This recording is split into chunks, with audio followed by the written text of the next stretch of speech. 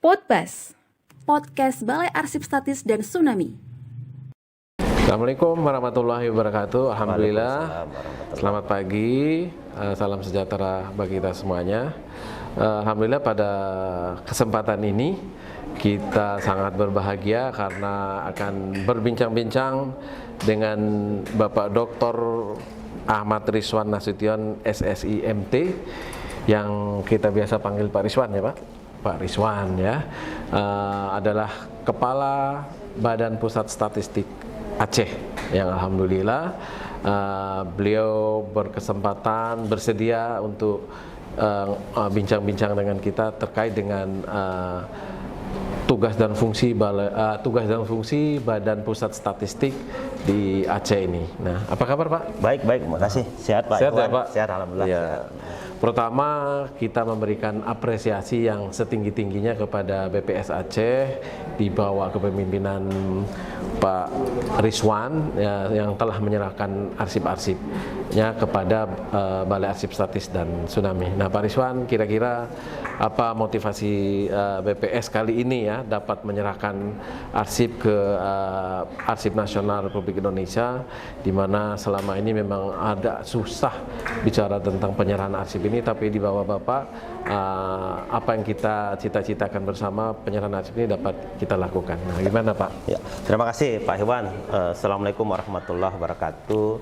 Tentunya pertama ucapan terima kasih kami kepada teman-teman arsip ya yang sudah memberi dukungan ke kami untuk melakukan istilah saya itu pengelolaan dan penyelamatan arsip ya.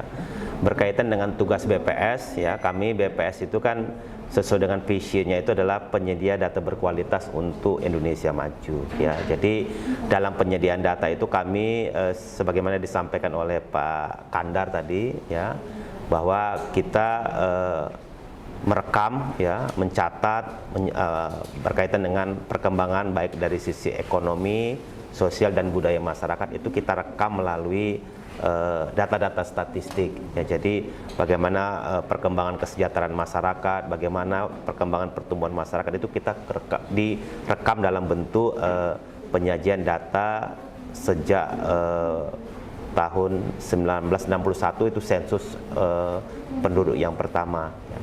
Kami melihat ya, kami telah mencatat semua perjalanan-perjalanan itu melalui publikasi-publikasi. Namun saya melihat penyajian publikasi-publikasi itu perlu kita kelola sehingga kita bisa mengetahui bagaimana sih perjalanan bangsa ini, bagaimana perjalanan masyarakat Aceh terekam dalam data-data itu. Dan kami akui kami punya keterbatasan berkaitan dengan pengarsipan, dan tentunya ini dukungan dari teman-teman arsip luar biasa sehingga kita bisa terbantu, dan sekaligus kami mendapat semacam pengetahuan juga bagaimana mengelola arsip sehingga kita dari awal sudah menyiapkan arsip itu. Itu sih Pak. Jadi saya melihat kolaborasi ini kolaborasi yang luar biasa ya, bagaimana kita kalau istilah sederhananya dengan adanya pengarsipan kita bisa melihat keberadaan kita sekarang tuh melalui proses apa ya. Jadi dan sebagaimana tadi juga disampaikan, kita juga sudah mulai memanfaatkan teknologi informasi bahwa arsip-arsip itu juga dilakukan digitalisasi sehingga nanti generasi-generasi ke depan akan bisa memahami penyajian ataupun perkembangan dari peradaban, perkembangan dari tingkat kesejahteraan masyarakat melalui data-data itu. Dan yang menarik bagi kami adalah kalau ke dalam ke BPS itu, dengan adanya arsip itu generasi-generasi BPS ke depan akan tahu bagaimana perkembangan, bagaimana perjalanan pengumpulan data di lapangan, pengelolaan dari arsip-arsip itu. Jadi ada perjalanan. Sebagai contoh, saya pertama kali menjadi pegawai itu masih menggunakan mesin ketik, masih menggunakan alat-alat, sehingga teman-teman di generasi berikutnya bisa menangkap bahwa perkembangan transformasi dalam kegiatan statistik itu terekam di arsip itu. Dan kami tentunya berharap dengan kompetensi yang ada di arsip bisa merekam itu. Gitu Pak Ikhwan. Pak Rizwan, untuk BPS sekarang apa tugas dan fungsinya ya sekarang ini? Ya, jadi kita sekarang sebagaimana arahan dari pimpinan dengan kata yang simple, BPS itu harus hadir di tengah-tengah masyarakat memberi solusi, ya.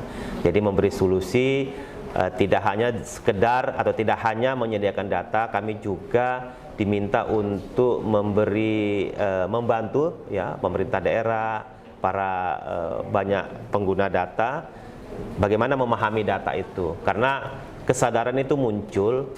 Selama ini kita hanya menyajikan data, ternyata data itu belum tentu sepenuhnya dipahami, belum tentu sepenuhnya dimaknai untuk kegiatan-kegiatan ke depan. Jadi kita diminta untuk hadir juga memberi semacam analisis, bagaimana memahami data, bagaimana menafsirkan data, bagaimana memberi insight, sehingga dari situ memberi sinyal ke pemerintah daerah, memberi rekomendasi ke pemerintah, sehingga mereka punya arah, teman-teman punya arah untuk mengembangkan atau membuat program-program yang konvergen dalam upaya percepatan pembangunan. Begitu Pak Ikhwan. Ya. Ya. Apa tantangannya, terutama di Aceh ini seperti apa, Pak? Tantangan di Aceh lebih pada literasi, ya. Jadi kita ingin membangun literasi, dan sebagaimana juga arahan dari pimpinan BPS, untuk melakukan literasi itu kita perlu kolaborasi, termasuk juga kolaborasi dengan teman-teman Andri, ya, karena masyarakat itu beragam, ya.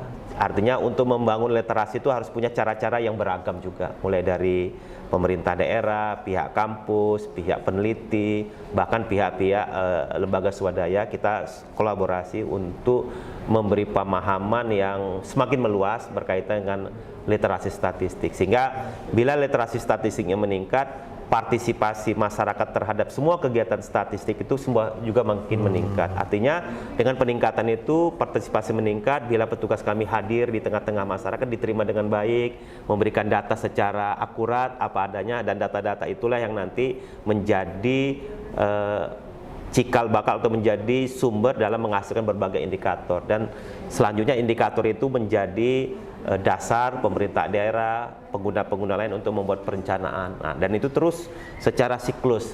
Jadi intinya kami hadir dalam siklus pembangunan, ya, dalam siklus pembangunan mulai dari perencanaan, pelaksanaan, pengendalian, dan laporan, sehingga nanti melalui Pak Ikhwan juga saya mohon dukungan memberi pemahaman ke semua masyarakat juga. Kami hadir secara siklus juga dalam pembangunan, sehingga pengumpulan datanya juga hadir tiap tahun. Ya, jadi tiap tahun kita ada survei, tiap tahun kita ada kegiatan-kegiatan yang untuk menghasilkan berbagai indikator itu. Ya. Sejauh mana ini Pak Rizwan, data BPS ini menjadi data primer, ya, bagi proses pembangunan di sebuah daerah, khususnya di Provinsi Aceh ini, bagaimana itu Pak? Ya, jadi data itu begini Pak Iwan, ada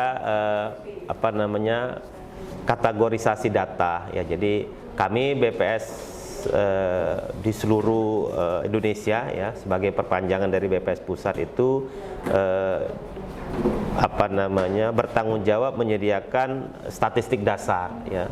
Statistik dasar itu adalah statistik yang mencakup semua luas, bersifat makro dan lintas sektor, seperti misalnya data kemiskinan, pertumbuhan ekonomi, dan inflasi. Dan indikator-indikator ini kami sampaikan ke banyak pihak untuk semacam early warning. Ini loh progres dari pencapaian pembangunan di daerah. Hanya memang dalam beberapa dekade ini, dalam beberapa tahun ini, itu juga menjadi ukuran pencapaian kinerja dari pemerintah daerah. Ya, jadi menarik ini kalau kita lihat fenomena sekarang. Jadi BPS itu semakin semakin meluas pemahaman, karena sebagaimana disampaikan Pak Menteri dalam hal ini Menteri Dalam Negeri, ya, jadi pemerintah daerah itu tidak bisa lagi klaim keberhasilan hanya melalui pencitraan. Jadi harus juga melalui indikator-indikator data, indikator statistik yang kita hasilkan.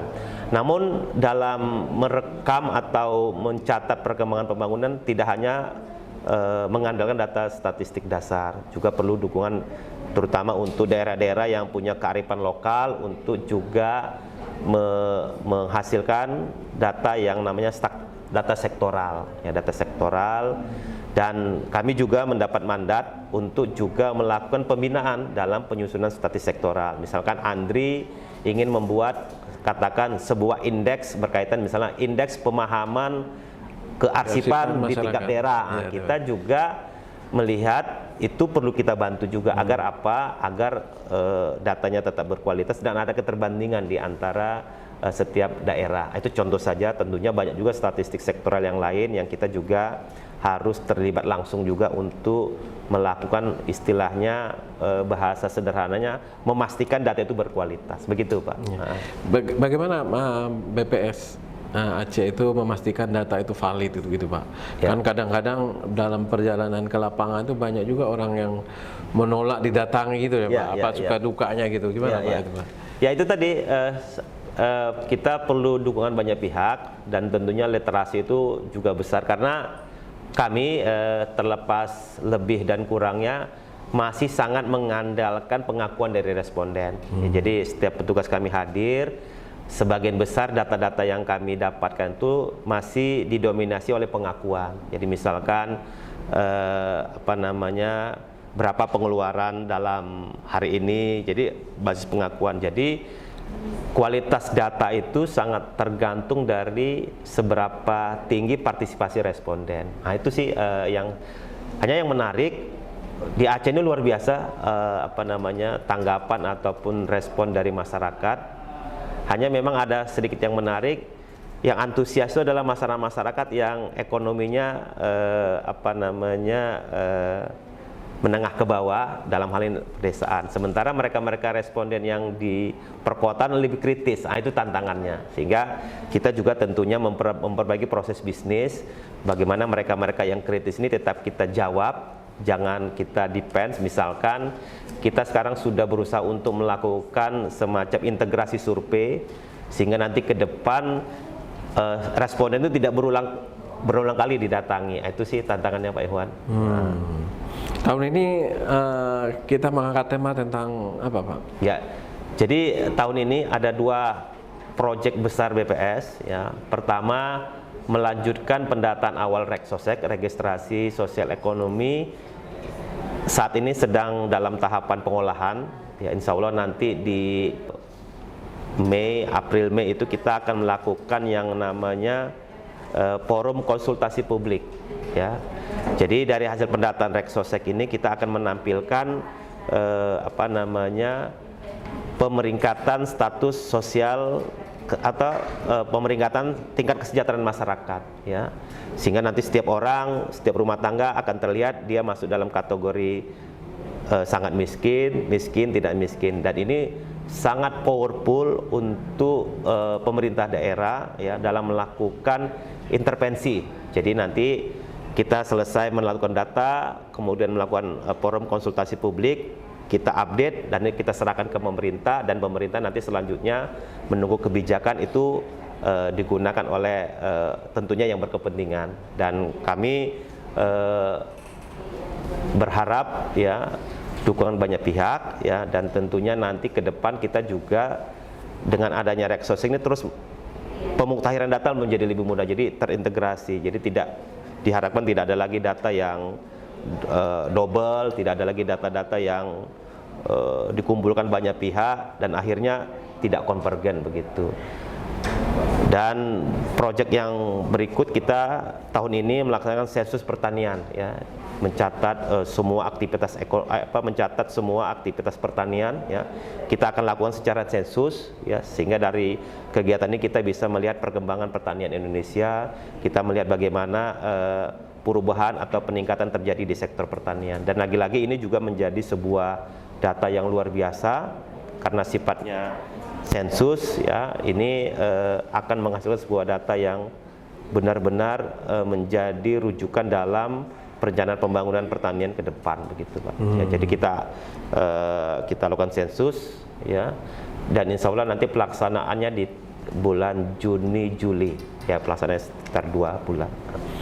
Nah, ini menarik juga nih terkait dengan penduduk di Aceh ini ya. penduduk dan perkembangan lainnya ya, ekonomi dan lain sebagainya. Sebelum tsunami kan ada bisa digambarkan sedikit menarik. tsunami, kemudian setelah tsunami sampai hari ini ya. Beberapa waktu lalu, kira-kira minggu yang lalu ya, kayak ada datang profesor dari Universitas Jepang tuh, Profesor Yoshimitsu ya. Dia rajin dari tahun 2005 sampai dengan hari ini itu mereka terus mendata perkembangan masyarakat Aceh. Ya, salah satu titik-titik tertentu mereka melakukan merekod. Nah, kira-kira ada nggak di BPS ini gambaran perkembangan penduduk, perkembangan ekonomi yang lebih detail terkait dengan kebencanaan itu sendiri yang terjadi setelah itu? Ya. Ada Pak Iwan, jadi kita kan secara rutin melakukan yang namanya survei ya. Jadi banyak survei, diantaranya survei sosial ekonomi, biasa disingkat dengan Susnas ya, di mana di situ bisa menangkap potret dari tingkat kesejahteraan masyarakat. Artinya Susnas itu kan dilaksanakan sebelum tsunami juga, tsunami dan terus berjalan, sehingga dari situ nanti kita bisa menangkap bagaimana perkembangan sosial ekonomi masyarakat. Itu satu.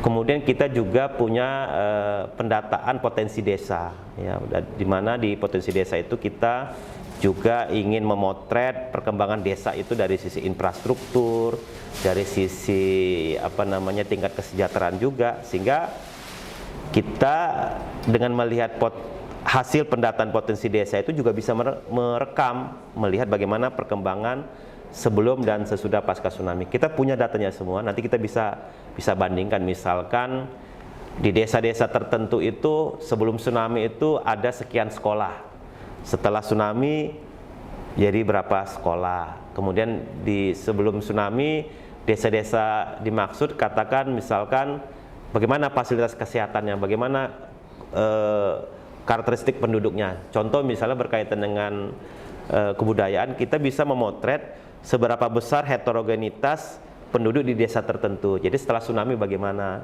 Terus juga nanti kita bisa lihat tingkat penanganan, misalkan penanganan terhadap lingkungan, dalam hal ini tempat pembuangan sampah, kemudian juga bagaimana sanitasi dari sebuah desa dan seterusnya. Jadi saya lihat bagus sekali, nanti kita akan sampaikan itu, sehingga nanti juga bekerjasama dengan Profesor Jepang itu kita bisa melihat bagaimana progres perkembangan budaya, sosial ekonomi, bahkan infrastruktur di Aceh ini dari melalui data-data itu. Nah, saya berharap nanti Pak Rizwan yang akan menginisiasi untuk menyerahkan arsip pribadinya selaku kepala BPS. Siap. Mulai dari lamaran segala macam, yang fotokopi nggak apa-apa ya. Siap.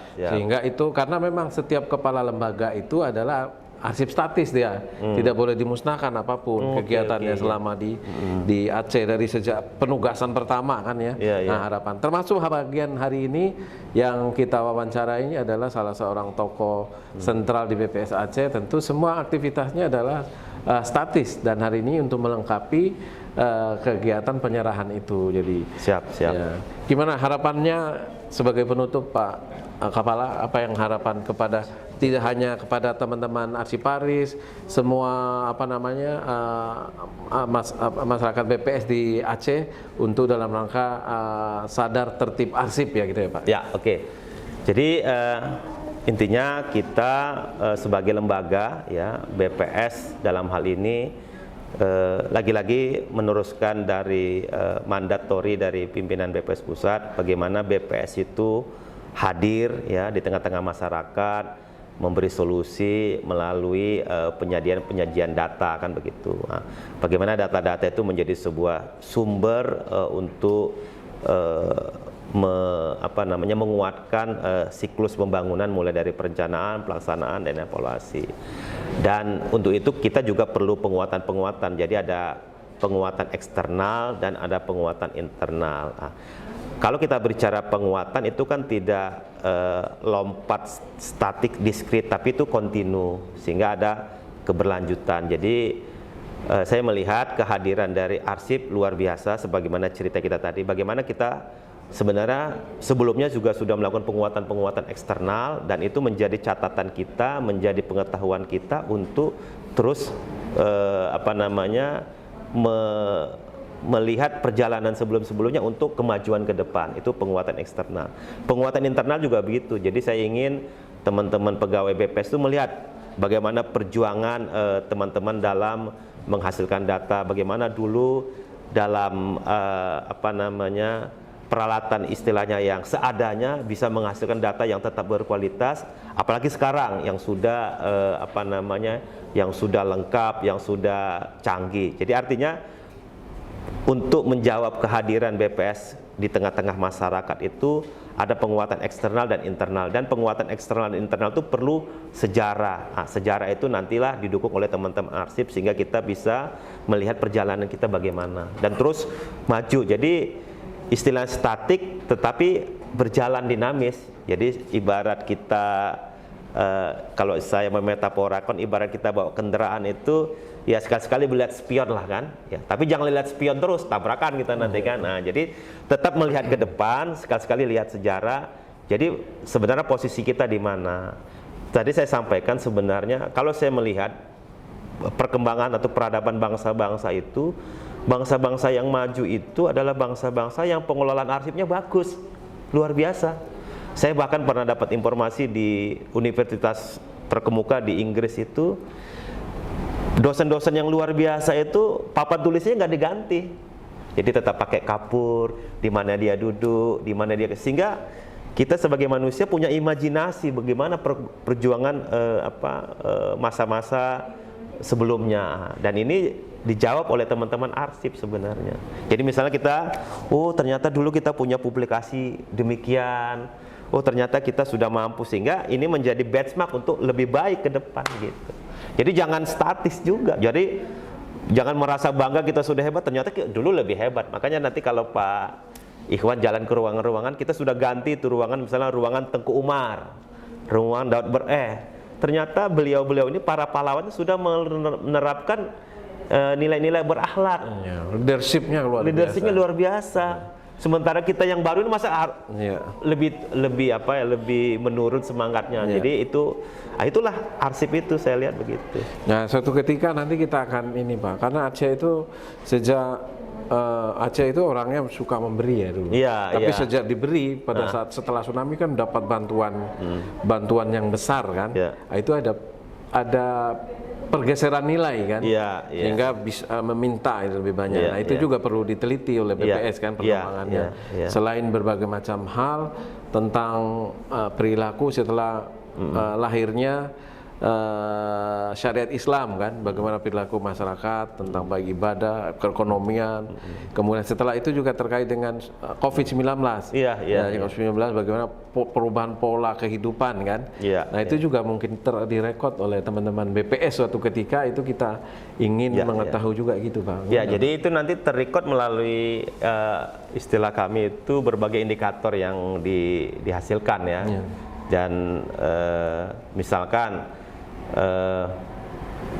waktu kita COVID itu orang-orang kan tidak bergerak, sehingga itu terukur dari tingkat mobilitas. Nah, pasca COVID mobilitas kita meningkat. Nah, terlihat dari misalkan daya beli juga sudah meningkat. Jadi nanti kita sama-sama mengartikulasikan berbagai indikator itu terhadap perilaku yang terjadi saat itu. Jadi sebenarnya dua perpaduan yang bagus ya, arsip dan BPS data kan.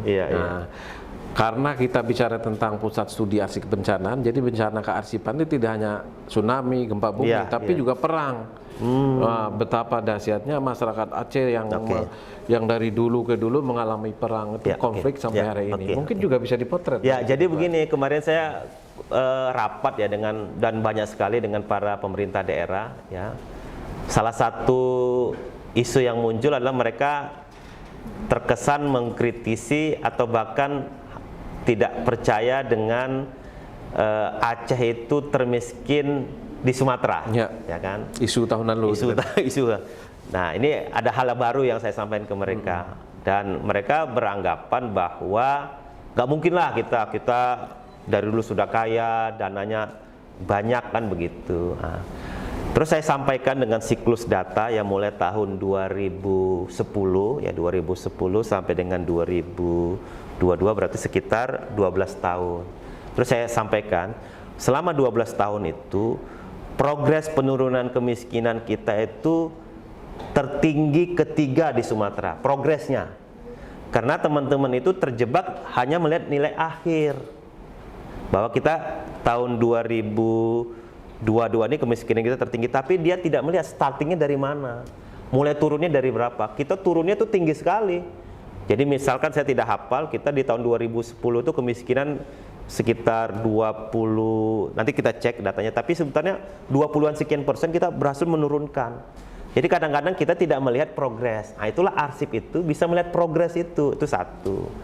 Kedua, saya sampaikan ke teman-teman, Bapak Ibu kalau merasa kalah atau merasa menang itu kan tentunya lawan kita kan berimbang, ya. Sekarang begini Bapak Ibu, Aceh ini kan provinsi yang pasca konflik, pasca tsunami, dan sedikit ada juga dinamika sosial. Bayangkan Bapak Ibu, dalam kondisi demikian aja kita bisa berhasil menurunkan kemiskinan. Nah, itu narasi-narasi itu kita bangun melalui angka-angka statistik, tentunya dengan dukungan pengarsipan itu gitu loh. Jadi data agregat kita jelaskan, terus teman-teman arsip menjelaskan fenomena saat itu gitu loh. Jadi misalkan tidak ada sebuah kota yang seprogresif perkembangan seperti Banda Aceh, nggak ada Pak. Gitu ya, gimana? Iya, bayangkan selaku kepala BPS pasca tsunami, pasca tsunami yang hancur, istilahnya hanta beranta itu cepat melakukan recovery, terlepas bahwa dapat bantuan apa, tapi bisa recovery. Ada itu nanti ditunjukkan dalam angka-angka statistik itu. Seperti tidak ada bencana sebelumnya. Gitu luar biasa. Dan itu dipertahankan sampai hari ini kotanya itu ya. Iya. Jadi cukup luar Progresif. biasa. Ada data BPS, ada ditunjukkan di Balai Arsip dan Tsunami. Iya. Bagaimana usaha itu kan ya Pak ya. Luar biasa. Jadi dalam tempo tidak sampai 10 tahun kita luar biasa perkembangan. Itu sebenarnya narasi yang kita bangun, kita banggakan. Gitu. Iya. Dan itu spiritnya sebenarnya, itu spirit bagaimana masyarakat Aceh tetap semangat keluar dari kesulitan yang memang bencana yang luar biasa tadi itu ya. Oke, terima kasih banyak Pak Dr. Rizwan, Kepala BPS Aceh atas kesempatannya. Mungkin ini tidak waktu yang terakhir nih Pak. Nanti akan ada sesi-sesi berikutnya dan itu akan melibatkan berbagai komponen. Mungkin bisa teman-teman sejarawan, kemudian teman-teman komponen-komponen lain yang ada kaitan dengan cerita tentang arsip dan data ya. Arsip dan data berarti arsip dan Badan Pusat Statistik Aceh. Terima kasih banyak atas waktunya. Makasih, sampai sama-sama. bertemu lagi dalam kesempatan yang lain.